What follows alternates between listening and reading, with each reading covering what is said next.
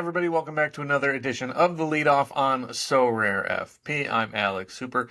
Going to get into the weekend action before lock day projections here on Monday, June 12th. Before we get into it, like, subscribe, all that great stuff with the video. Comment anything below, anyone I miss, anything you want to hear, anything you want to learn about. Got to plug the Patreon. If you haven't joined us, patreon.com/SorareMLB. $5 a month for the projections, $10 a month for the projections and everything else, including the Discord and pricing information and the upcoming SorareMLB app. All right, let's get into it. Some of the weekend's top performers. We're going to start with some pitchers.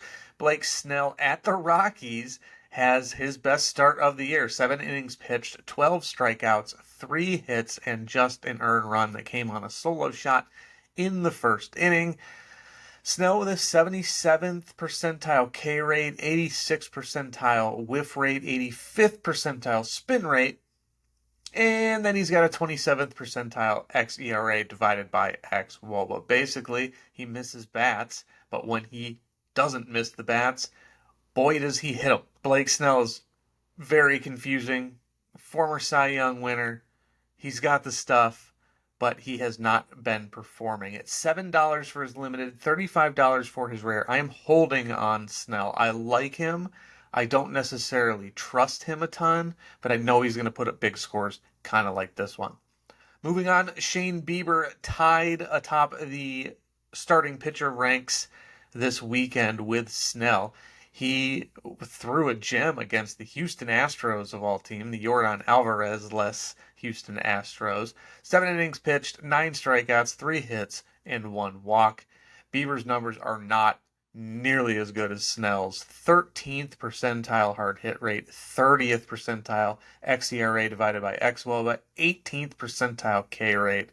$8 for his limited is fine, but $67 for Shane Bieber's rare card. That's a big sell for me if you can capitalize on this nice outing. Maybe he turned a corner, but his year's worth of data and even into last season is not promising. I'm selling Shane Bieber big time, especially at the rare level.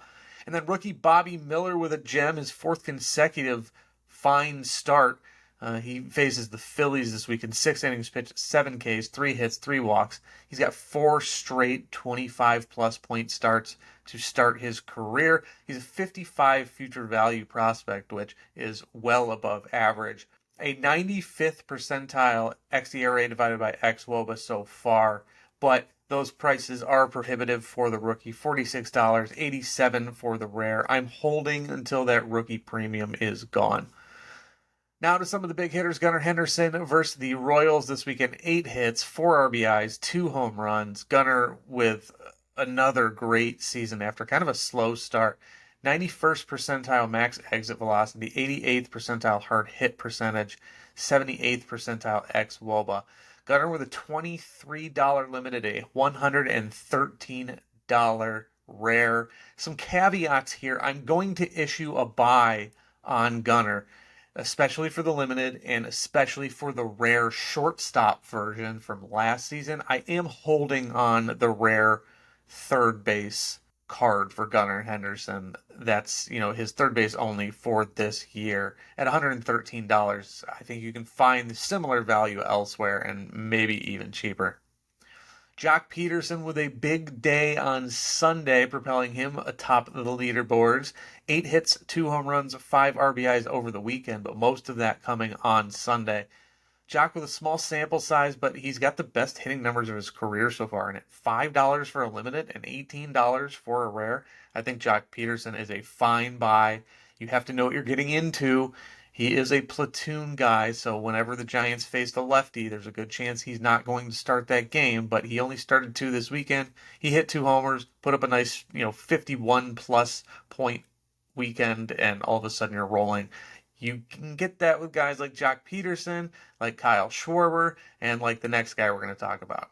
Jorge Soler against the White Sox, 5 hits, 2 homers, 2 RBIs over the weekend. Again, most of that coming Sunday, including the 2 homers. 93rd percentile xWOBA, 97th percentile xSlug, 97th percentile barrel rate. And then you're going to pay $18 for his limited, 83 for his rare. Honestly, after just talking about Jock Peterson, we're looking at kind of the same sort of guy here, and you're paying the same for Jock's rare as you are for Soler's limited. So I'm going to say hold on Soler if you like, but I can see selling high here. $83 is, nothing to scoff at for a rare. In the middle infield, Zach Neto with 4 hits, 2 homers, and 2 RBIs over the weekend. A big weekend for the rookie, but really his batted ball numbers are pretty middling. $8 for his limited, $24 for his rare. I don't know that you're going to get a ton out of, those dollar amounts at those scarcities, but I think you can sell Neto. There's nothing really promising, and if someone wants to buy high on his big weekend, I think it's a good point to sell. In the outfield, of course, we're talking about Corbin Carroll again. 6 hits, 2 homers, 6 RBIs, a stolen base, a double, a triple. Carroll does it all. He's so good. $87 for his limited, $274 for his rare, and that's what you got to pay for a rookie who is going bananas. That price is peaking, so I am issuing a light sell on Corbin Carroll, but if you don't really want to scrape profits, if you're not scraping things together and then bolstering your gallery, I think it's fine to hold Corbin Carroll. I see no reason to just make sure you're selling at those prices, but I think we're about at the point where you can sell him and go buy a Bryce Harper for much less and get kind of the same production. That is up to you, so that's why it's a light sell on Carroll. And finally, Jack Suwinski, 5 hits, 2 homers, 3 RBIs. He's coming back into form after starting very hot and then tailing off quite a bit. So we're going to see some streakiness out of Suwinski, but he's got a 95th percentile barrel rate, 89th percentile X-slug, 95th percentile max exit velocity, and an 87th percentile X-woba. $8 for the limited, $44 for the rare. I'm saying buy on Jack Suwinski.